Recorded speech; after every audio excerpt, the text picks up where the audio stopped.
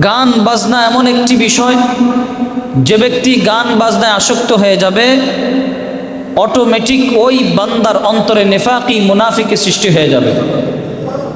যেই ব্যক্তি গান বাজনার মধ্যে যত বেশি আসক্ত হবে ওই ব্যক্তির অন্তরে বেহায়াপনা, বেলাল্লাপনা এগুলো দিন দিন বাড়তেই থাকবে।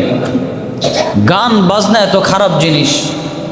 গান বাজনা যখন হতে থাকে অটোমেটিকভাবে মানুষের দিল মন ওদিকে আকর্ষণ করতে থাকে, ওদিকে আকর্ষণ করে গান বাজনা মানুষকে টানতে থাকে। অথচ আশ্চর্যের বিষয় হলো, দেখেন, যদি কোনো বান্দা দুনিয়াতে কোরআনুল কারীম তেলাওয়াত করে, যদি কোনো বান্দা দুনিয়ার মধ্যে কোরআনুল কারীমের তেলাওয়াত অব্যাহত রাখে, আল্লাহ রাব্বুল আলামিনের আসমানের ফেরেশতারা পর্যন্ত জমিনের মধ্যে চলে আসেন। জমিনের মধ্যে এসে ওই সমস্ত ফেরেশতারা ওই বান্দাদের তেলাওয়াত শুনতে থাকেন, আর ওই বান্দার জন্য আল্লাহর কাছে গিয়ে রহমত বরকতের দোয়া করে আসেন। সুবহানাল্লাহ। শুধু এতটুকুই না, কখনো কখনো মাওলা পাক রব্বুল আলামিনও বান্দাদের তেলাওয়াত শোনেন। বান্দা যখন দুনিয়াতে তেলাওয়াত করে আল্লাহ রব্বুল আলামিনও তখন ওই বান্দার তেলাওয়াত শোনেন। আল্লাহ তাআলা মাঝে মাঝে হাসেন। বান্দা যখন খুব মনোযোগ সহকারে তেলাওয়াত করে, বান্দা যখন খুব ভালোবাসার সাথে মোহাব্বত আবেগ সব কিছু ঢেলে দিয়ে বান্দা যখন তেলাওয়াত করতে থাকে, ওই বান্দার তেলাওয়াত দেখে মাওলা পাক হাসতে থাকেন। সুবহানাল্লাহ। আল্লাহ রসুলের এক সাহাবী, সেই সাহাবীকে রসুল বললেন, তুমি তেলাওয়াত করতে থাকো। বললেন, ইয়া রসুল আল্লাহ, আমি তেলাওয়াত করব, কোরআন তো আপনার উপরে নাজিল হয়েছে। আল্লাহ রসুল সাল্লাল্লাহু আলাইহি ওয়াসাল্লাম বললেন যে আমি তোমাকে তেলাওয়াত করতে বলছি না, বরং আল্লাহ বলেছেন তোমাকে তেলাওয়াত করতে। সুবহানাল্লাহ। ওই সাহাবী কান্না শুরু করে দিলেন। সাহাবী বললেন, ওয়াসাম্মানি রব্বি, তাহলে আমার রব আমার নাম নিয়েছেন। এটা কত খুশির বিষয় যে আমার মতো একটা বান্দার নাম আল্লাহ তাআলা নিজের মুখে নিয়েছেন আর আমাকে তেলাওয়াত করতে বলেছেন। রাসূলুল্লাহ সাল্লাল্লাহু আলাইহি ওয়াসাল্লাম তখন তেলাওয়াত করতে বললেন। আল্লাহ রসুল তেলাওয়াত করছেন আর ওই সাহাবী তেলাওয়াত করছেন, আর রসুল সাল্লাল্লাহু আলাইহি ওয়াসাল্লাম নিজেও সেটা শুনছিলেন। তো এই জন্য যে ব্যক্তি কালামে পাক তেলাওয়াত করে, কালামে পাক তেলাওয়াত করলে কি হয়? কালামে পাক তেলাওয়াত করলে আল্লাহ রাব্বুল আলামিন গভীরভাবে বান্দার দিকে নজর দেন। শুধু এতটুকু না, পৃথিবীতে যেখানেই কালামে পাকের তেলাওয়াত শুরু হয়ে যায় আল্লাহ রাব্বুল আলামিন এত গভীরভাবে তার দিকে মনোনিবেশ করেন, এত গভীরভাবে তার দিকে নজর করেন, অন্য কোনো দিকে আল্লাহ তাআলা এত নজর করেন না। সুবহানাল্লাহ। তাহলে চিন্তা করে দেখেন তো, যেই বান্দা এভাবে তেলাওয়াত করবে তার দিকে আল্লাহর গভীর নজর যদি থাকে, তাহলে তো আল্লাহর রহমত সবচাইতে বেশি সেই পাবে। আর অপর দিকে আরেকটা আওয়াজ এমন আছে, আরেকটা বাদ্য এমন আছে, ওই বাদ্যটা যখন আল্লাহ রাব্বুল আলামিন শোনেন আল্লাহ রাগান্বিত হয়ে যায়। যেটাকে আমরা গান বাদ্য বলি, গান বলি, বাজনা বলি, আওয়াজ বলি, আল্লাহ তাআলা যখন সেই জিনিসটা শোনেন আল্লাহ তাআলা বড় নারাজ হয়ে যান। আল্লাহ রাব্বুল আলামিন এত নারাজ হন কল্পনাই করা যায় না। এত পেরেশানির মধ্যে আল্লাহ তাআলা সেই মুহূর্তে হয়ে যান। বান্দার অবস্থা দেখে হায় হায় বান্দা করলোটা কি, হায় হায় বান্দা কি করছে, বান্দার কাজটা কি, বান্দা কেন এই কাজ করছে। এজন্য যেখানে গান বাদ্য থাকবে ওখানে আল্লাহর রহমত থাকে না, ওখান থেকে আল্লাহর রহমত চলে যায়। মাওলা পাক রব্বুল আলামিনের যেই সমস্ত কুদরত, যেই সমস্ত রহমত সেখানে থাকার কথা ওই জায়গার মধ্যে থাকে না। এজন্য যেখানেই গান বাদ্য হবে, কি বলেন, সেখানে থাকা যাবে? সেখানে থাকা যাবে না। গান বাদ্যের মাধ্যমে অন্তরে নেফাকি সৃষ্টি হয়, গান বাদ্যের মাধ্যমে অন্তরে মুনাফিকি সৃষ্টি হয়। গান বাদ্য যত চলতে থাকবে অত বেশি বান্দা বিপদে থাকবে, মুসিবতে থাকবে। আল্লাহ রাব্বুল আলামিন আমাদেরকে বোঝার তৌফিক দান করুক, বলেন আমিন। এজন্য আল্লাহ বলেন, ওয়া মিনান নাসি মান ইয়াশতারি লাহওয়াল হাদিস, মানুষদের মধ্য থেকে যারা অহেতুক কথাবার্তা কেনে। দেখেন, গান বাজনার একসময় ক্যাসেট পাওয়া যেত, ভাই যেত না? যখন মানুষ ওই যে ট্যাপ রেকর্ডারের মাধ্যমে বিভিন্ন কিছু শুনতো, তখন কিন্তু ক্যাসেট পাওয়া যেত। মানুষে ক্যাসেট কিনে এনে এনে গান বাদ্য বাজাতো। এরপরে শুরু হলো ওই যে বড় বড় সিডি, ওই সিডিগুলো মানুষ গানের সিডি কিনে আনতো, ওই সিডি লাগিয়ে দিত, এরপরে গান বাদ্য চলতো।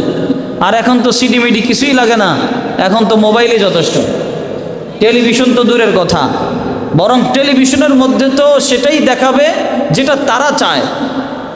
আপনি যেটা চান চাইলেও দ্বিতীয়বার আবার ঘুরে দেখা যাবে না, কিন্তু বর্তমান মোবাইলের মধ্যে তো সেটাই আছে যেটাই আপনি বারবার চাইতে চান।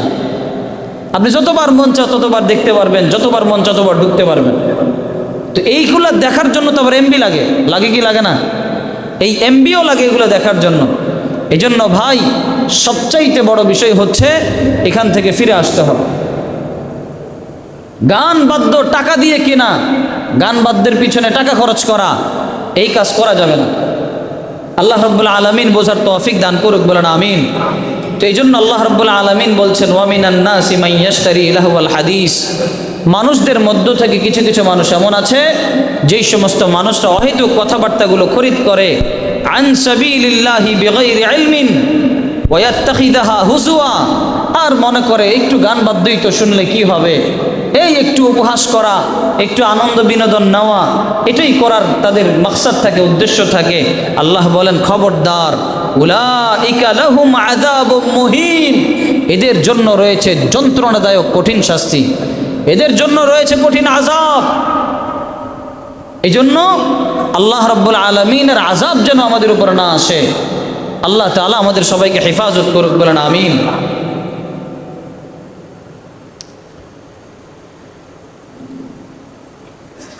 আজকাল তো এমন অবস্থা হয়ে গেছে, বিভিন্ন ইসলামী সঙ্গীতের মধ্যে পর্যন্ত মানুষ গান বাজনা ব্যবহার করা শুরু করেছে। কথা বলেন ঠিক কিনা? একদিকে ইসলামী সঙ্গীত বাজে, আরেকদিকে গান বাদ্য বাজে। একদিকে ইসলামী সঙ্গীত বাজছে, আরেকদিকে গান বাদ্য বাজছে। আর এতটুকু না, তেলাওয়াতের মধ্যে পর্যন্ত গান বাজনা বাজছে। একদিকে তেলাওয়াত চলে, আরেকদিকে বাদ্য চলতেছে।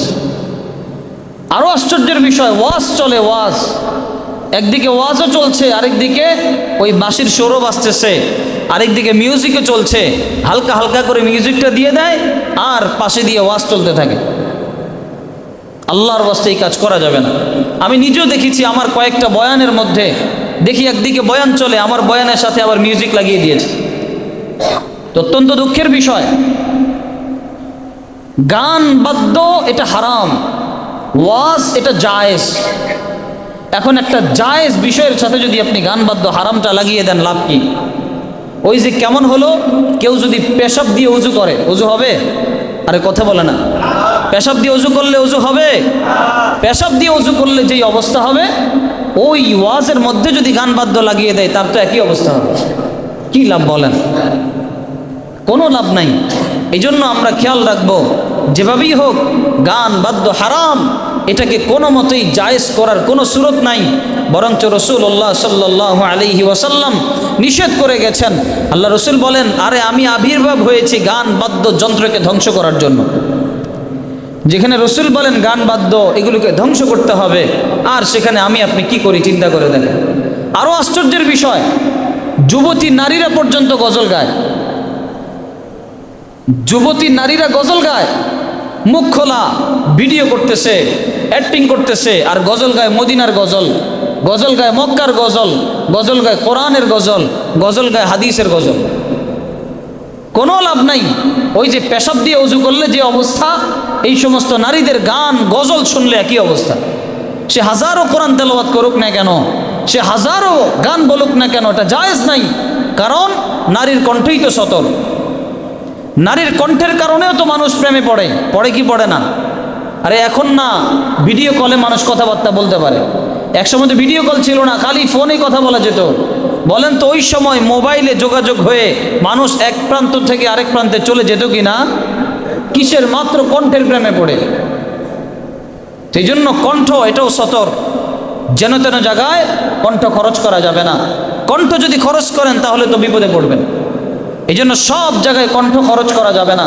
যেই সমস্ত নারীরা ইসলামী সঙ্গীত বলেন আর কোরআন তেলাওয়াত বলেন আর যাই বলেন, হ্যাঁ, ছোট ছোট বাচ্চা যদি হয় ভিন্ন কথা, কিন্তু যারা বালেগ হয়ে গেছে, পরিণত বয়সে উপনীত হয়ে গেছে, এদের কোনো সাউন্ড শোনা যাবে না, এদের কোনো আওয়াজ শোনা যাবে না। এদিকে আসুন।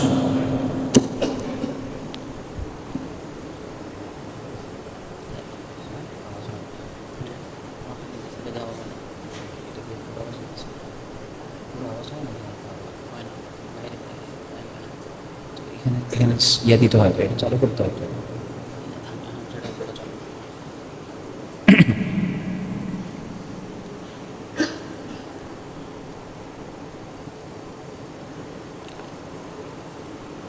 তো যাই হোক, বলছিলাম আমরা যদি কোরআন তেলাওয়াত শুনি, স্রেফ কোরআন তেলাওয়াত শুনবো। আমরা যদি রসুলের হাদিস শুনি, স্রেফ হাদিস শুনবো। আমরা যদি কখনো ওয়াজ শুনি, একদম ফ্রেশ যেই ওয়াজ, এটা শুনবো।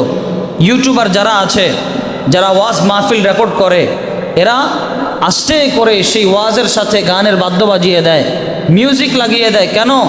মানুষ শুনলে একটু ইমোশনাল হয়ে পড়বে।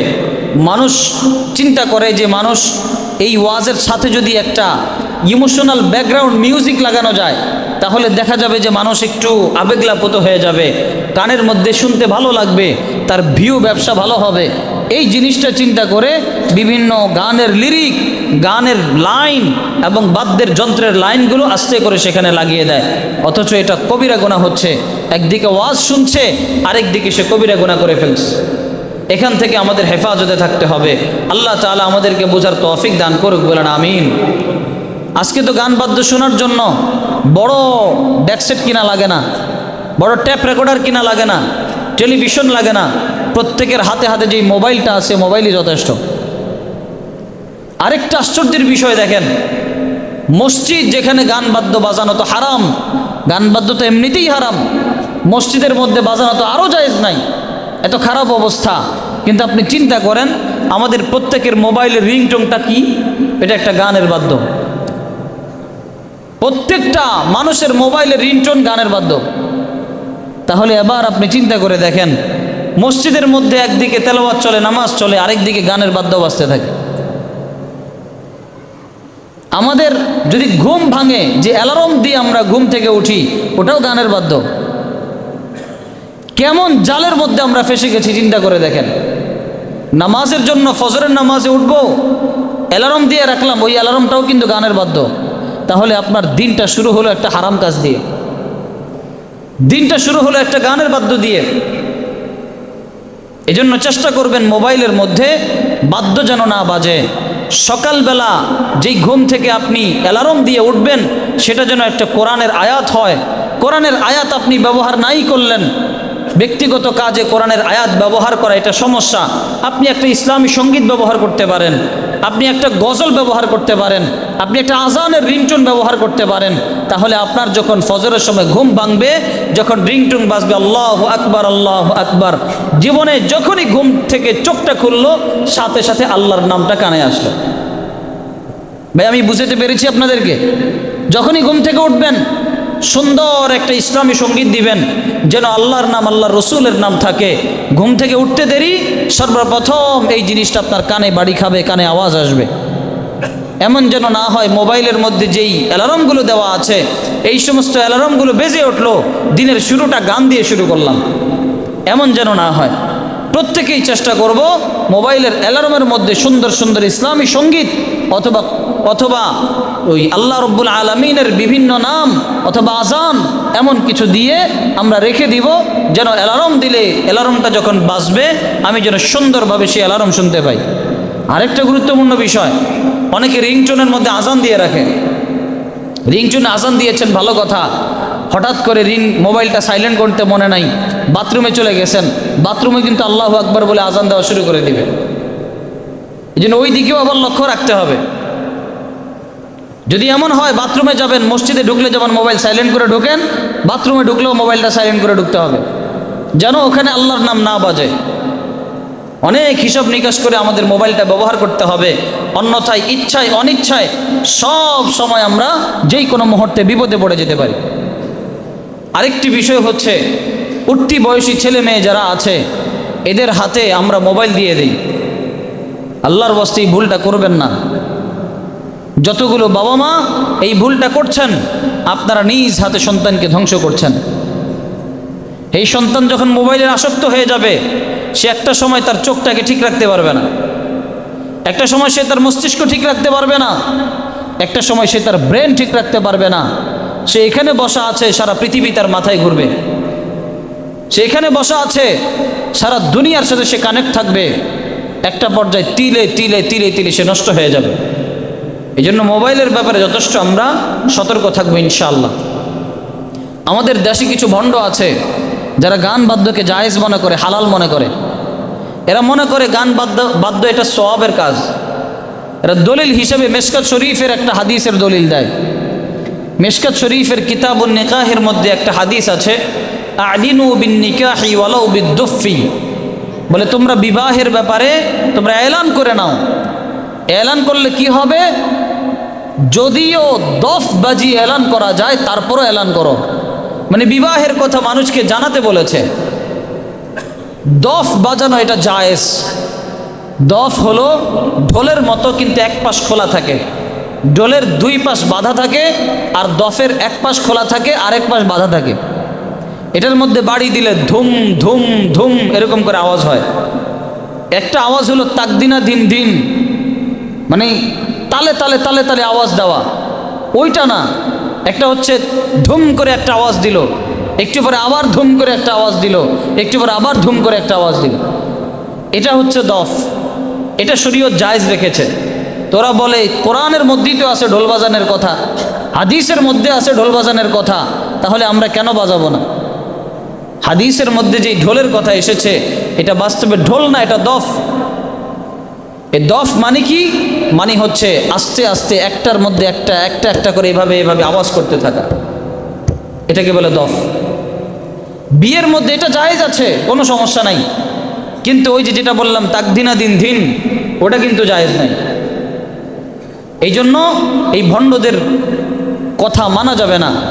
ওই দিন তো একজন মানে বয়ান পর্যন্ত করছে, যেই ব্যক্তির বিবাহের মধ্যে ঢোল বাজবে না ওই ব্যক্তির বিয়েই হবে না। নাউজুবিল্লাহ বলবেন না?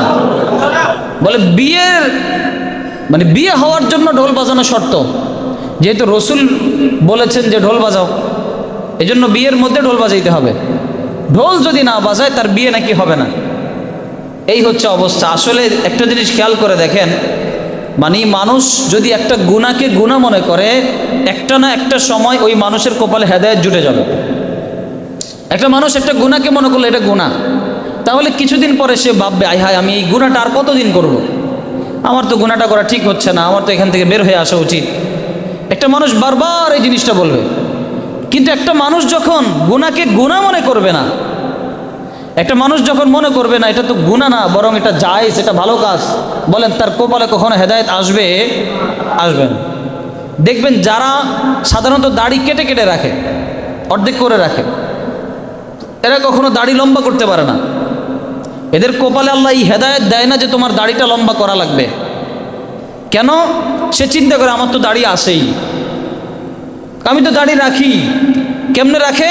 ওই যে দাড়ি কেটে কেটে রাখে। আবার অনেকে তো ফতোয়া দেয় 40 হাত দূরের থেকে যদি দাড়ি দেখা যায় তাহলে এটাই দাড়ি। এগুলো সব ভুয়া কথা। যে ব্যক্তি ধরেন দাড়ি চেষে রাখে, সে তো বোঝে আমার তো দাড়ি নেই, এক সময় না এক সময় আমার রাখা দরকার। দেখবেন এক সময় না এক সময় আল্লাহ তাকে হেদায়েত দান করে দেয়, সে পরিপূর্ণ দাড়ি রেখে ফেলে। কেন? সে তো এটাকে গুনাহ মনে করতেছে যে আমার দাড়ি নাই। আর আরেকজনে যে কেটে কেটে রাখতেছে, তো আমার তো দাড়ি আছেই, ওর দাড়ি জীবনে আর লম্বা হয় না। দাড়ি রাখতে হবে এক মুষ্টি পরিমাণ, এভাবে টেনে ধরতে হবে, ধরে এক মুষ্টির পরে যদি কিছু থাকে আপনি চাইলে এটা কাটতে পারেন, এক মুষ্টির আগে আপনি কাটতে পারবেন না। এটা সাহাবায়ে কেরাম রাদিয়াল্লাহু আনহুমের সুন্নাত। সাহাবায়ে কেরাম রাদিয়াল্লাহু আনহুম এভাবে দাড়ি ধরেছেন, এর পরবর্তীতে যদি বাহিরে দাড়ির মাথার অংশটা যদি বেঁধে থাকতো সেটা কেটে ফেলতেন।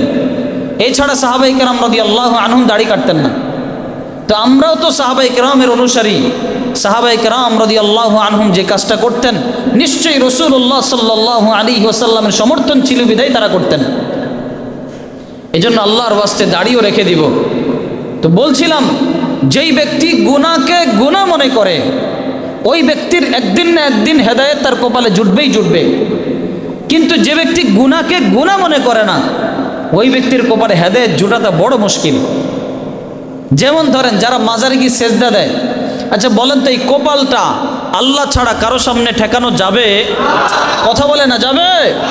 এই কপাল কার সামনে ঠেকবে? কপাল যদি একমাত্র আল্লাহর সামনে ঠেকে, তাহলে যারা মাজারের সামনে গিয়ে মাজারকে সেজদা দেয়, কারো ঈমান থাকবে? কারোই কোনো ঈমান থাকবে না।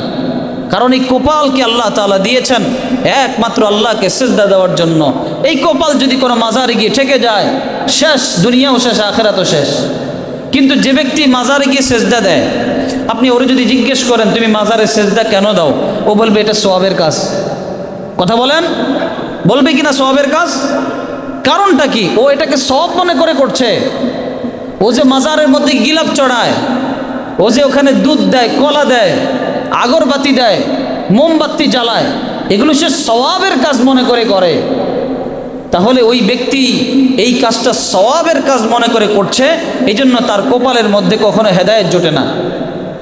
এই জন্য কখনো সে সেখান থেকে ফিরে আসতে পারে না, কারণ সে যেটা করছে সেটাকে সে সওয়াব মনে করে। তেমনিভাবে যেই সমস্ত এই যে বাউল যারা আছে, বাউল, এরা তো মাশাআল্লাহ নিজেদেরকে মনে করে এরা মারেফাতের শেষ পর্যায়ে পৌঁছে গেছে।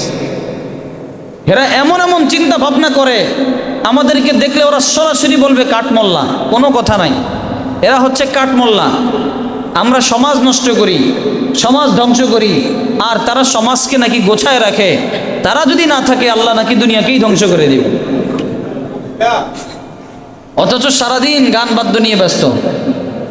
কি বাজনা! এই যে গতকাল বৃহস্পতিবার, এই বৃহস্পতিবার রাত্রেবেলা কি যে হয় ভাই আমাদের এই মাজারের চতুর্দিকে, কল্পনার বাইরে। কিসের ইসলাম এটা? এটা কিসের দিন? যদি মাজারের নামে যদি সেখানে গাঞ্জা তৈরি হয়, গাঞ্জা বিক্রি করা হয়, মাজারের নামে যদি সেখানে ভণ্ডামি করা হয়, মাজারের নামে যদি এই সমস্ত জায়গাগুলোর মধ্যে নাচ গান তৈরি করা হয়, মানুষ চিল্লাচিল্লি লাফালাফি করে, বলেন এটা কি কখনো দিন হতে পারে? এটা কিভাবে দিন হয় আমাকে বোঝান। আরে যিনি শুয়ে আছেন তিনি তো আল্লাহর ওলি। আল্লাহ যদি তার ক্ষমতা দিত, সত্যি কথা, উনি যদি খালি আসতে পারতেন, সব দিনে পিড়ায় এই জায়গার থেকে বের করতো। কথা বলেন ঠিক না? উনি তো আল্লাহর ওলি, আল্লাহর বুজুর্গ। আমি নিজে পর্যন্ত যাই মাজারে, আমি যাই, আমি গিয়ে সুন্দর করে জিয়ারত করে আসি, কবর জিয়ারত করি, জিয়ারত করে আস্তে করে চলে আসি। আরে ভাই দরকার তো খালি কবর জিয়ারত করা। আমি কবর জিয়ারত করব, আমিও সওয়াব পাবো, যার জিয়ারত করব তিনিও সওয়াব পাবেন, যথেষ্ট, আমার কাজ শেষ। কিন্তু বলেন আমাদের শাহ আলী বাগদাদী রহমতুল্লাহ, উনি কি কলা খায়? তাহলে তুমি কলা নিয়ে ওখানে দাও কেন? ওই গাছের গোড়াটা যেটা আছে এটার মধ্যে কলা গিয়ে দেয় না কলা? আর দুধ ঢালে ওখানে গিয়ে, কি পাগল নাকি, মাথায় ধরে না? হিন্দুদেরকে দেখছি ওরা এরকম দুধ ঢালে, দুধ ঢালার পরে এগুলো নাকি ওদের মা দুর্গা খায়। তো শাহ আলী বাবা কি মরার পরেও খায়? আল্লাহ হেফাজত করুক। ওদের আকীদা বিশ্বাস কি জানেন? ওরা মনে করে অলিয়া উলিয়ারা জিন্দা, তারা জিন্দা আছে, তাদেরকে আমরা খাবার দিই এখানে। তা আমি দেখি খাবার তো সব মাটি খায়, বট গাছ খায়।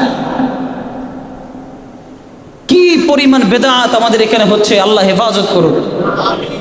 এই জন্য মাজারে যাবেন, জিয়ারত করে আসবেন। আল্লাহর ওলি তিনি, তার কবর আপনি জিয়ারত করে আসতেই পারেন, কিন্তু খবরদার সেখানে গিয়ে শিরিক করা যাবে না, মাথা সেখানে গিয়ে নত করা যাবে না, সেখানে গিয়ে দুধ দেওয়া যাবে না, কলা দেওয়া যাবে না, আগরবাতি মোমবাতি দেওয়া যাবে না। আর কি বিজনেস রে ভাই! ওখানে গিয়ে মোমবাতিগুলো দিয়ে আসে, আরেক দল আছে মোমবাতিগুলো আবার গোছায় নিয়ে আসে, এনে আবার দোকানে বিক্রি করে দেয়। একটা মোমবাতি কতবার যে বিক্রি হয় আল্লাহ ভালো জানে।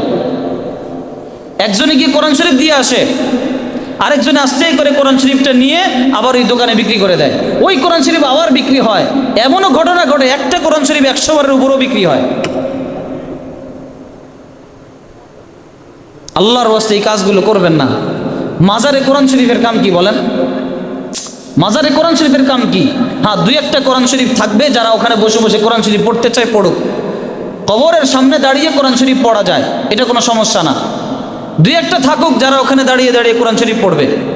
আমরা কি করি? আমাদের একটা অভ্যাস, কোনো একটা সমস্যা হলে নিয়ত করি মসজিদে কোরআন শরীফ দিব।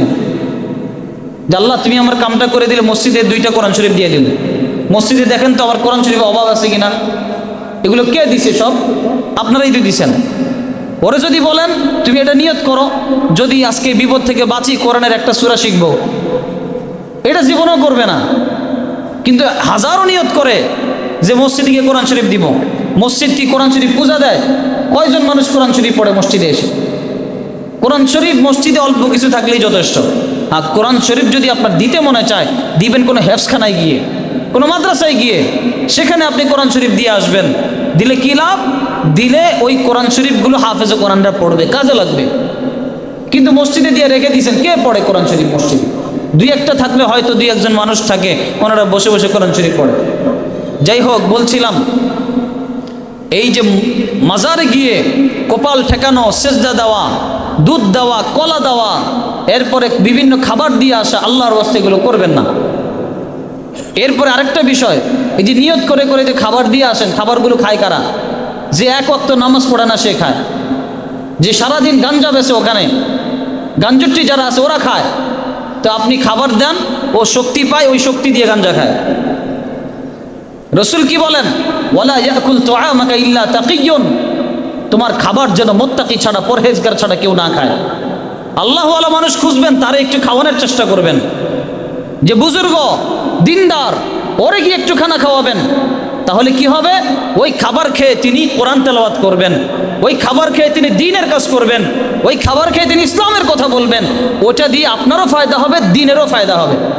এমন মানুষকে আপনি খানা খাওয়াইলেন যে খানা খাওয়ার পরে এনার্জি যত বেশি হবে তত বেশি গাঞ্জা টান দিবে, আরো বেশি আশ্চর্য হয়ে যাবেন।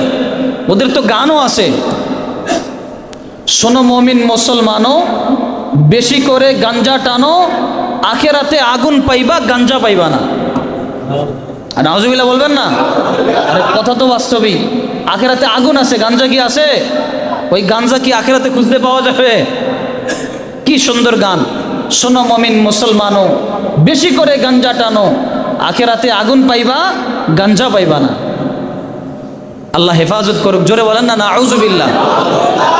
এই জন্য খবরদার, এই গান বাদ্য সেখানেও যাওয়া যাবে না, গান বাদ্যের ধারে কাছেও যাওয়া যাবে না, যারা ঢোল তবলা বাজায় সেখানেও যাওয়া যাবে না, ওখান থেকে ফিরে আসতে হবে। আল্লাহ রাব্বুল আলামিন আমাদের সবাইকে বোঝার তৌফিক দান করুক, বলেন আমিন। আল্লাহ রসুল সাল্লাল্লাহু আলাইহি ওয়াসাল্লাম স্পষ্ট বলেছেন, যে ব্যক্তি গান বাজনাকে ভালোবাসবে, গান বাজনা বাজাবে, সে থাকবে শয়তানের দোসর হয়ে। কি হয়ে থাকবে? শয়তানের দোসর হয়ে। কিভাবে? দেখেন,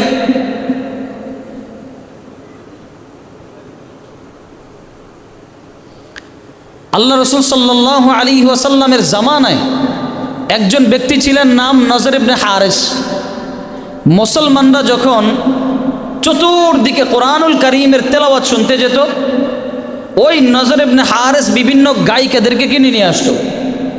ওই গায়িকারা এসে গান বাজনা বাজানো শুরু করতো, গান গাইতো। যখন গান বাজনা বাজাতো, গান গাইতো, ওই মুহূর্তে কোরআনুল কারীমের তেলাওয়াত চলতো। কিন্তু মক্কার কাফেররা পর্যন্ত রাসূলুল্লাহ সাল্লাল্লাহু আলাইহি ওয়াসাল্লামের তেলাওয়াত শোনার জন্য এসে দাঁড়িয়ে থাকতেন। মানে ঘটনা এমন করতো, আবু জাহেল ঘোষণা দিয়েছে, খবরদার, মুহাম্মদের তেলাওয়াত যে শুনতে যাবা ওর খবর আছে। এভাবে ঘোষণা দিত, মুহাম্মদের তেলাওয়াত শুনতে যাওয়া যাবে না। এরপরে কি বিষয়? এবার চিন্তা করে দেখেন, মুহাম্মদের তেলাওয়াত শুনতে যাওয়া যাবে না, তাহলে কি করা যায়? বলে ঠিক আছে, গান বাদ্যের আয়োজন করো। তো মজার বিষয় হলো, আবু জাহেল চিন্তা করলো, মুহাম্মদের তেলাওয়াত শুনতে তো সবাইকে নিষেধ করলাম, কিন্তু আমারও তো শুনতে মনে চায়। যেই সর্দার যারা নিষেধ করে, খবরদার মুহাম্মদের তেলাওয়াত শোনা যাবে না, ওই সর্দাররা গোপনে গোপনে গিয়ে মুহাম্মদের তেলাওয়াত শোনে। এখন গোপনে গোপনে গেছে, যখন একটু সকাল সকাল হয় তখন তো সবার চেহারা সামনে স্পষ্ট। এখন বলে, এই তুমি এখানে কেন? এই তুমি এখানে কেন? সবাই সবাই জিজ্ঞেস করে, তুমি এখানে কেন? যে যারা জিজ্ঞেস করে সে বলে, আরে আমি দেখতে আসছি কেউ তেলাওয়াত শুনতে আসে কিনা। সর্দারও বলে, আমি দেখতে আসছি কেউ তেলাওয়াত শুনতে আসে কিনা। যে আসছে সেও বলে, আমি তো গোয়েন্দাগিরি করতে আসছি, কেউ কি তেলাওয়াত শুনতে আসে কিনা। এভাবে আস্তে আস্তে দেখা যায় সবাই চলে আসছে তেলাওয়াত শুনতে। বলেন না সুবহানাল্লাহ। এটা হচ্ছে কোরআনের মুজিজা। কোরআন তেলাওয়াত চলবে আর মানুষের দিল টাচ করবে না, এটা সম্ভব না। মানুষের দিলকে কোরআন তেলাওয়াত টানবেই টানবে। তো এই নজর ইবনে হারিস সে কি করতো, ওই কোরআন তেলাওয়াতটাকে শোনা বন্ধ করার জন্য সে বিভিন্ন গায়িকাদেরকে নিয়ে আসতো, আর গায়িকাদেরকে দিয়ে গান বাজাইতো, বলে গান গাও, আর ঢোল তবলা বাজাতো। চতুর্দিকে মানুষ জমা হয়ে যেত, চিন্তা করতো গান বাজনা নিয়ে ব্যস্ত থাক, তারপরও কোরআনের সেই জায়গার মধ্যে যেন না যায়। রাসূলুল্লাহ সাল্লাল্লাহু আলাইহি ওয়াসাল্লামকে আল্লাহ রাব্বুল আলামিন বলেছেন এই ব্যক্তি হচ্ছে শয়তানের দোসর। কোরআনুল কারীমের মধ্যে যে আয়াত নাজিল হয়েছে, ওই আয়াতের মধ্যে লাহওয়াল হাদিস মানে অহেতুক কথাবার্তা, এটা দ্বারা বিভিন্ন মুফাসসিরিন কেরামরা ব্যাখ্যা করেন এটা দ্বারা বুঝায় একমাত্র গান বাজনা। এই গান বাজনা যারা করবে তারা দুনিয়াতেই শয়তানের দোসর। শুধু এতটুকুই না, আল্লাহ রসুল সাল্লাল্লাহু আলাইহি ওয়াসাল্লাম বলেছেন গান বাজনা হচ্ছে শয়তানের আওয়াজ। শয়তানের আওয়াজ কিভাবে দেখেন? শয়তানের আওয়াজ হচ্ছে, আল্লাহ তাআলা যখন শয়তানকে বের করে দিলেন, ঠিক আছে শয়তান তুমি চলে যাও এখান থেকে, আল্লাহ বলেন ক্বালা আযহাব ফামান তাবিআকা মিনহুম ফাইন্না জাহান্নামা জাযাউকুম জাযাআম মাওফুরা। আল্লাহ বলেন ও শয়তান তুমি চলে যাও, অতঃপর তাদের মধ্য থেকে যে তোমার অনুগামী হবে সেও জাহান্নামী হবে, আর তোমাদের কঠিন শাস্তি হবে, ভরপুর শাস্তি। আল্লাহ বলছেন তোমার অনুসারীদেরকেও আমি ভরপুর শাস্তি দিব। ওয়াস্তাফজিজ মান ইসতাতা'তা মিনহুম বিসাউতিক। আল্লাহ বলেন শয়তান তুমি সত্যচ্যুত করবে ওই সমস্ত মানুষদেরকে যারা তোমার আওয়াজকে গ্রহণ করবে। তোমার আওয়াজ দ্বারা তুমি যাকে চাও তাকে তুমি মূল জায়গার থেকে বিচ্যুতি ঘটিয়ে দিবে। তার মানে শয়তানের আওয়াজ কোনটা? আল্লাহ বুঝিয়েছেন শয়তানের আওয়াজ হচ্ছে বাদ্যযন্ত্র। তার মানে বোঝা যায় যারা গানে আসক্ত হয়ে যায়, বাদ্যযন্ত্রে আসক্ত হয়ে যায়, এরা কখনো হেদায়েত পায় না। এরা আস্তে আস্তে সত্যের পথ থেকে এরা দূরে সরে যায়। শয়তানের আওয়াজ হচ্ছে অবৈধ গান বাদ্য।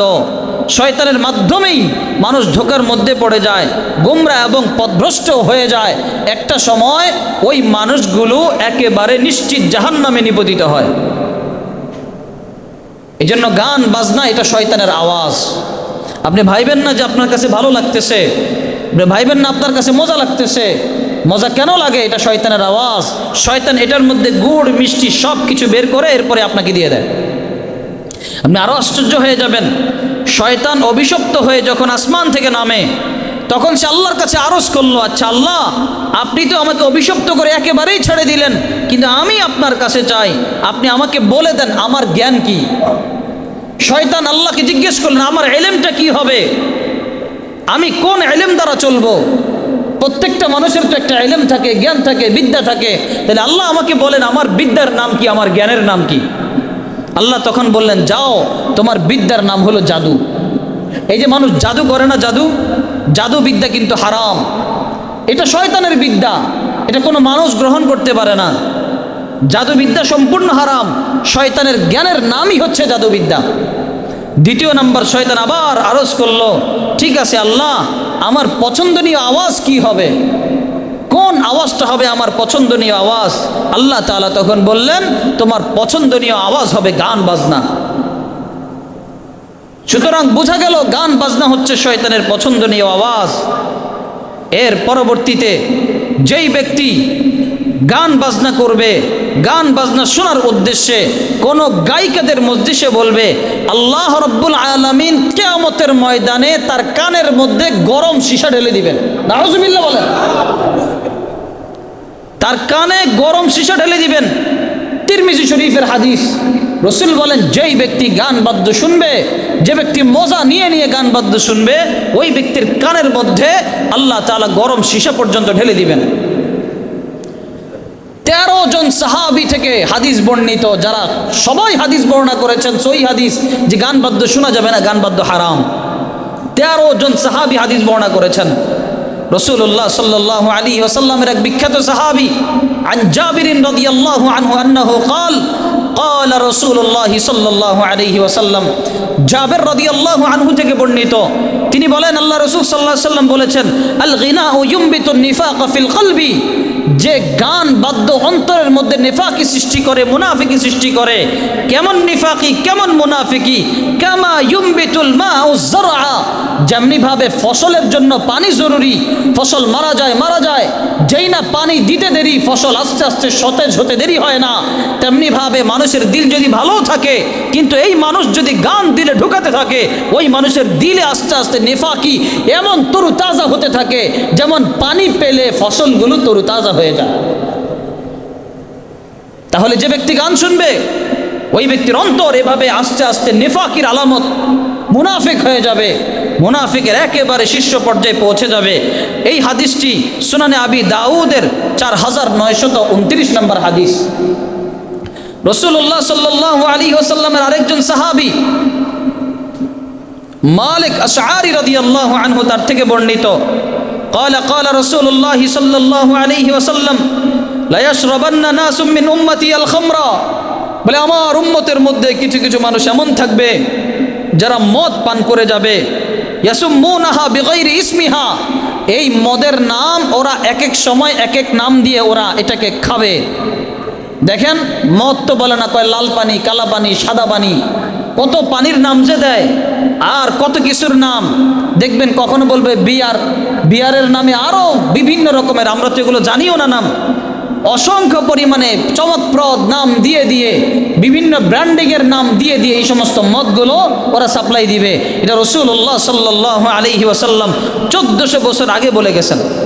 শুধু এটা নয়, আল্লাহ রসুল বলেন ইউজাফু আলা রুউসিহিম বিল মাআজিফ ওয়াল মুগান্নিয়াত, বলে একদিকে তারা মদ পান করবে, আরেক দিকে গায়িকা রমণীদেরকে দিয়ে নাচাতে থাকবে আর গান বাজাতে থাকবে।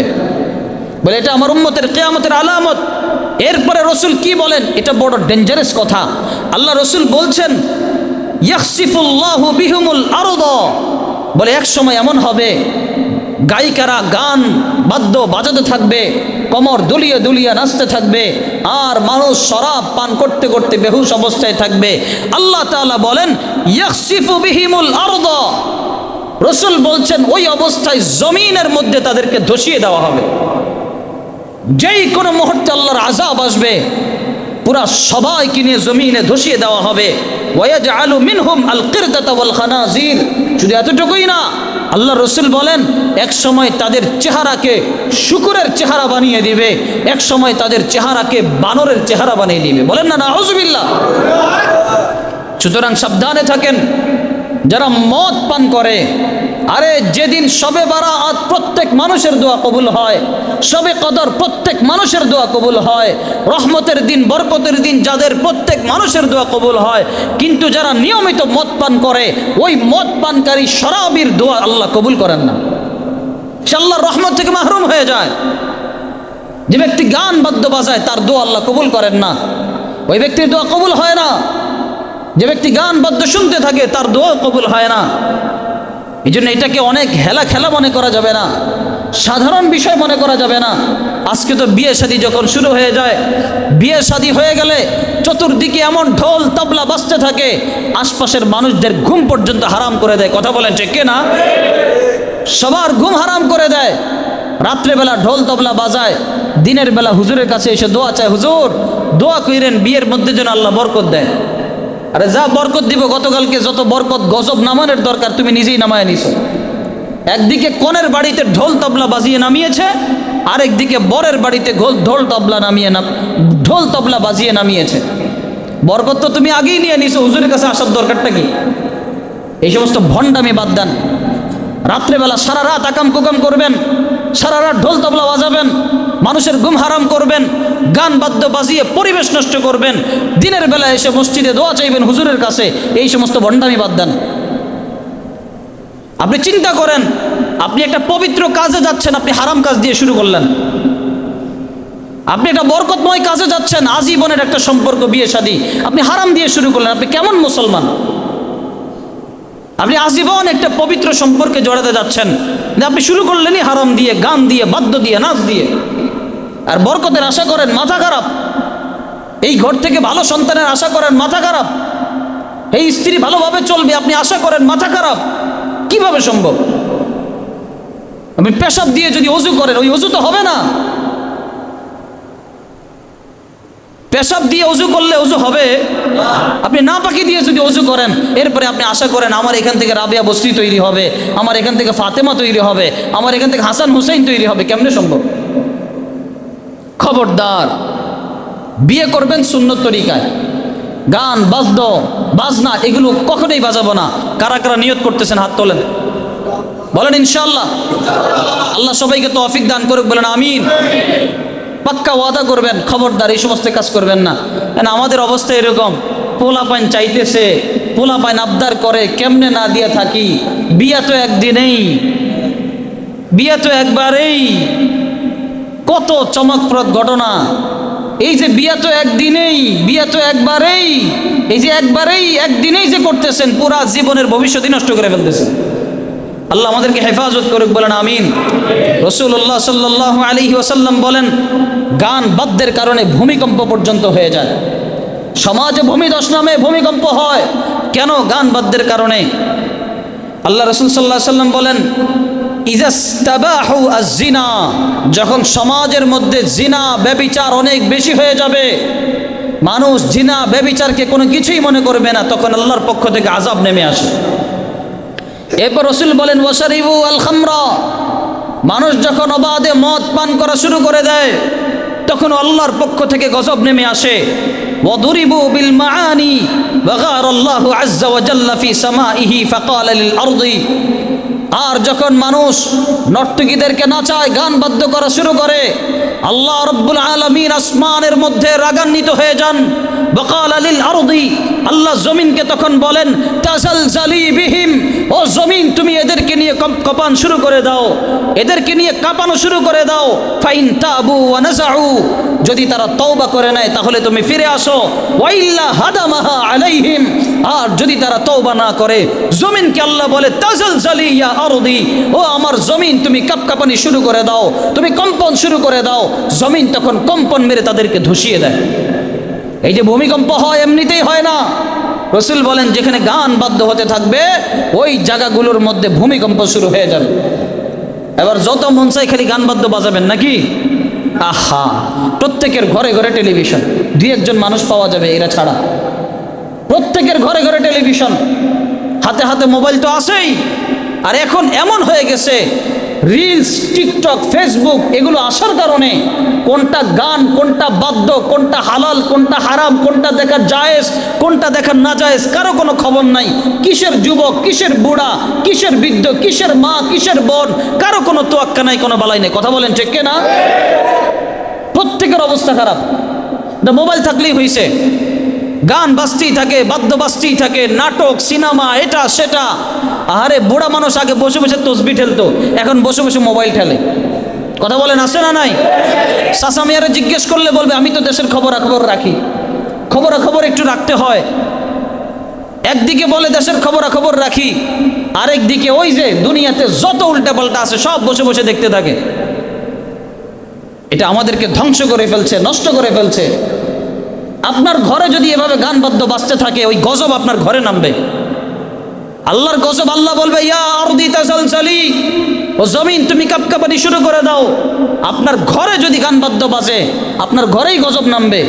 যতই হুজুরের কাছে এসে তাবিজ দেন আর পানি পড়া নেন, কোনো লাভ নাই। ঘর সোজা করতে হবে, ঘর ঠিক করতে হবে। ঘর ঠিক করার চেষ্টা করেন, ঘরে যান, বলবেন খবরদার আমার ঘরে যেন বাদ্য না বাজে, খবরদার আমার ঘরে যেন গান না বাজে। আপনি একদিকে টেলিভিশন রেখে আসবেন, আরেকদিকে আপনি কবেন কি খবরদার গান বাদ্য বাজাবি না, হেঁটেও চলবে না। বিড়ালের সামনে সুটকি দিয়ে কোন কি, বিলাই খবরদার তুই খাবি না। এই বলেন, বিলাই আপনার কথা শুনবে? বিলাই তো সুটকি দেখলে লাভ দিবে, এটাই স্বাভাবিক। একদিকে সুটকি ঝুলে রাখছেন, আরেকদিকে খবরদার বিলাই তুই যদি খাস তোর খবর আছে। একদিকে আপনি সবার হাতে হাতে মোবাইল দিয়ে রাখছেন, আরেকদিকে আপনি ঘরে ঘরে টেলিভিশন দিয়ে রাখছেন, আবার সবাই ধমকার, এই খবরদার দেখবে না কিন্তু, এটা কোন ধরনের কথা? ওটাকেই সরায় ফেলেন। ভাই পারবেন তো ইনশাল্লাহ? ইনশাল্লাহর আওয়াজ আসে না। পারবেন ইনশাল্লাহ? ইনশাল্লাহ মসজিদে ওয়াদা করে গেছেন, মনে রাখেন। ঘরে গিয়ে আস্তে করে এগুলো সরাই ফেলেন, বেশি সময় লাগবে না। আজকে চোখটা বন্ধ হোক। মসজিদে দান করলে যেমন সদকায় জারিয়া হয়ে যায়, মৃত্যুর বড় পেতে থাকেন। আজকে চোখটা বন্ধ করে কবরে যান। আপনার যে জামাটা আছে, জামা, আপনার বাচ্চা কি বলবে জানেন? বাপে তো মারা গেছে, মরা মানুষের জামা এটা ঘরে রাখার দরকার নাই, এটা কি আল্লাহর বস্তে দান করে দিয়ে আস। এই কথা বলেন ঠিক কিনা? কিন্তু টেলিভিশনের বেলায় বলবে না, বাপে তো মারা গেছে, বাপে টেলিভিশনটা কিনছে, যাক এটাও গিয়ে দান করে দিয়ে আসি, বলবে এই কথা? এটা আমার আব্বার স্মৃতি, এটা আমার বাপের স্মৃতি, এটা আমার কাছে থাক। মেয়ে দৌড় দিয়ে এসে গো আমার আব্বা এটা রেখে গেছে, এটা আমার। নাতি দৌড় দিয়ে এসে গো না আমার দাদা রেখে গেছে, এটা আমার। ভণ্ডামির আর জাগা পান না। আর আপনি যে চোখটা বন্ধ করে গেছেন, আহারে খবরে তো আপনারও শান্তি নাই, কারণ রেখে গেছেন তো আপনি। যত আকাম কুকাম হবে সবটার একটা ভাগ আপনার আমল নামে যাবে।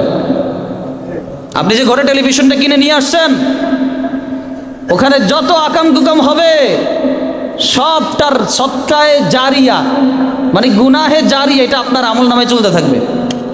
এই যে আপনি মসজিদে বসে আছেন, আপনার কাছে কি মনে হয় আপনার বাসার টেলিভিশনটা এখনো বন্ধ? যারা স্টার জলসা দেখে, বিভিন্ন সিরিয়াল দেখে, ওরা কি মনে করেন আপনারা যেমন জুমার নামাজ পড়ার জন্য সবাই মিলে চুপচাপ বসে রয়েছেন, এরাও বাসায় এমন চুপচাপ যায় নামাজ নিয়ে বসে আছে? কি মনে হয়? ওখানে ধুমধারাক্কা বসতেছে, একদিকে সোয়াব পাচ্ছেন, আরেকদিকে আমল নামায় গুনাহ লেখা হয়ে যেতেছে। কত কবে বুঝবেন? কেমনে বললে বুঝবেন? আর কেমনে বললে আর বুঝবেন? আল্লাহর ওয়াস্তে বাসার থেকে এগুলো সরান। আপনি যখন মারা যাবেন কেউ টেলিভিশন বিক্রি করবে না, আপনি মারা গেলে কেউ এটাকে ভেঙে ফেলবে না, হ্যাঁ স্মৃতি মনে করে রেখে দিব। আর রেখে দিয়ে যত গুনাহ করব সবগুলা গুনাহ আপনার আমল নামায় চলতে থাকবে। আল্লাহ রসুল কি বলেন? বাইহাকি শরীফের হাদিস, রসুল বলেন বাআসানি আল্লাহু রাহমাতাও ওয়া হুদাল লিল আলামিন, আল্লাহ আমাকে জগৎবাসীর কাছে পাঠিয়েছেন রহমাতুল লিল আলামিন হিসেবে, হেদায়েত দানকারী হিসেবে আল্লাহ আমাকে পাঠিয়েছেন। ওয়া বাআসানি লিমাহকিল মাআজিফি ওয়াল মাজামির, আল্লাহ আমাকে ঢোল তবলা গান বাদ্য এগুলোকে ভেঙে ফেলার জন্য আল্লাহ আমাকে দুনিয়াতে পাঠিয়েছেন। যেখানে রসুলের আবির্ভাব হয়েছে গান বাদ্য ঢোল তবলা সব কিছুকে ভেঙে দেওয়ার জন্য, আর সেখানে আপনি চিন্তা করেন আপনি বসে বসে ঢোল তবলা বাজাবেন, এটা কিভাবে সম্ভব? সন্তান নষ্ট হবে, পরিবার নষ্ট হবে, স্ত্রী সমাজ নষ্ট হবে, ঘরের বরকত নষ্ট হবে, যেই কোনো মুহূর্তে গজব নাজিল হবে। এটা হচ্ছে গান বাজনার কুফল। আরো লম্বা আলোচনা, আগে তো আসেন না, সময় থেকে সংক্ষিপ্ত, বলে শেষ করা যায় না। বাকি শেষমেশ একটা কথা বলতে চাই, এই যে স্কুলগুলোর মধ্যে সন্তানদেরকে দিয়েছেন কোনো সমস্যা নেই, কিন্তু আপনি খেয়াল করে দেখবেন প্রত্যেকটা স্কুলে একটা করে ক্লাস রাখে, নাচের ক্লাস, গানের ক্লাস। এই কথা বলেন ঠিক না? ঘরে ঘরে নাচ গান ঢুকিয়ে দিচ্ছে এভাবে। আপনার মেয়েটাকে স্কুলে দিয়েছেন, ভালো কথা, দুনিয়াবি শিক্ষায় শিক্ষিত হোক, গান বাদ্য শিখতে হবে, এটা জরুরি কেন? কি কারণ? নাচ শিখতে হবে, এটা কিসের কারণ? বাঁশি শিখতে হবে, হারমোনিয়াম বাজাতে হবে, এটা কিসের কারণ? আর আমাদের ডক্টর ইউনূস তো আসার পরে মাশাআল্লাহ এমনভাবে কাজ করা শুরু করেছে, শুরুতে তো আমরা সবাই খুশি, বাগবাগ। দেশের সংস্কার যেই জিনিসগুলো করা দরকার ওইটার নামে তার খোঁজ খবর নাই। যত রকম আকাম কুকাম উল্টাপাল্টা নিয়মগুলো পাশ করার দরকার, বসে বসে ওই শয়তানি কাজগুলো করতেছে। কথা বলেন ঠিক না? জুলাই আন্দোলন যারা এত কষ্ট করলো, এদেরকে আপনি এখনো সনদ দিতে পারলেন না। যাদের উসিলা আজকে ক্ষমতায় বসে আছেন, এদেরকে আপনি এখনো কিছু করতে পারলেন না। দেশের যারা লুটতারাজ করে গেছে, দেশকে যারা ধ্বংস করে গেছে, এদেরকে এখনো কোনো বিচারের আওতায় আনতে পারলেন না। আর আপনার পাখা গজায় আপনি এখন প্রত্যেকটা স্কুলে স্কুলে নতুন করে গানের শিক্ষক শিক্ষিকা সে নিয়োগ দিতেছে। প্রত্যেকটা স্কুলে স্কুলে নিয়ম পাস করতেছে, সমস্ত স্কুলে স্কুলে গানের শিক্ষক শিক্ষিকা থাকবে। আপনি যে আপনার কোমলমতি সন্তানটাকে স্কুলে দিচ্ছেন, যেই সময়টা সে শিক্ষায় শিক্ষিত হতো, ওই সময়টার মধ্যে যত রকম উল্টা পাল্টা গান বাদ্য শিখার পিছনে সে সময় ব্যয় করবে। কে বলেছে এই সমস্ত উল্টা পাল্টা কাজগুলো করতে? আসল কাজের নামে কাজ নাই, যত সব আকামের হাড্ডি। আমাদের কপালটাই খারাপ, যেই যায় যেই ওই জায়গার মধ্যে যায় দেখি সেই উল্টাপাল্টা শুরু করে। কথা বলেন ঠিক না? যেই ওখানে যায় সেই উল্টাপাল্টা শুরু করে। যে গানের দ্বারা ইসলাম বলে, আল্লাহ বলেন, এই গানের মাধ্যমে আযাব আসে, গানের মাধ্যমে ভূমিকম্প আসে, গানের মাধ্যমে বরকত নষ্ট হয়ে যায়, জমিনকে আল্লাহ ধসিয়ে দেয়। আর প্রত্যেকটা স্কুলে স্কুলে, প্রত্যেকটা পাড়ায় মহল্লায় এক একটা করে গানের শিক্ষক নিয়োগ দিচ্ছে। বরঞ্চ দরকার ছিল কি প্রত্যেকটা প্রাইমারি স্কুলে স্কুলে এক একজন করে আলেমকে নিয়োগ দেওয়া, এক একজন করে কোরআনের হাফেজকে নিয়োগ দেওয়া, যারা আমাদের সন্তানদেরকে কোরআন কারীম শিক্ষা দিবে, যারা আমাদের সন্তানদেরকে হাদিস শিক্ষা দিবে, যারা আমাদের সন্তানদেরকে নৈতিকতা শিক্ষা দিবে। কথা বলেন ঠিক কিনা? তুমি কোরআনের আলেম নিয়োগ দিতে পারো না, দিন শিখবে সেটা নিয়োগ দিতে পারো না। 90% মুসলমান রাষ্ট্রের মধ্যে মুসলমানের গ্রন্থ শিক্ষা গ্রহণ করবে সেটা নিয়োগ দিতে পারো না। তুমি গানের শিল্পী নিয়োগ দাও, ভণ্ডামির জায়গা পাও না। ঠিক কিনা? আল্লাহ আমাদেরকে বোঝার তৌফিক দান করুক, বলেন আমিন। যদি এত কাজ করতে মনে চায়, পারলে প্রত্যেকটা স্কুলে স্কুলে যদি একজন করে শিক্ষক নিয়োগ দেওয়া হয়, যেই শিক্ষক কোরআন শিখাবে, যেই শিক্ষক জরুরি মাসালাগুলো শিখাবে, আমাদের সন্তানগুলো স্কুলে গিয়েও এরা নামাজি হবে, আমাদের সন্তানগুলো স্কুলে গিয়েও এরা বাবা মার সেবা করবে, এরা স্কুলে গিয়েও তারা নৈতিকতা শিক্ষা গ্রহণ করে আসবে। ঠিক কিনা? আল্লাহ কবে যে আমাদের কপাল খুলবে, কবে যে আমাদের কপালের মধ্যে ভালো শাসক আল্লাহ তাআলা দিবেন, আমরা দোয়া করি আল্লাহ তাআলা যেন আমাদের ভাগ্যকে পরিবর্তন করে দেন। ওয়া আখির দাওয়ানা আনিল হামদুলিল্লাহি রাব্বিল আলামিন।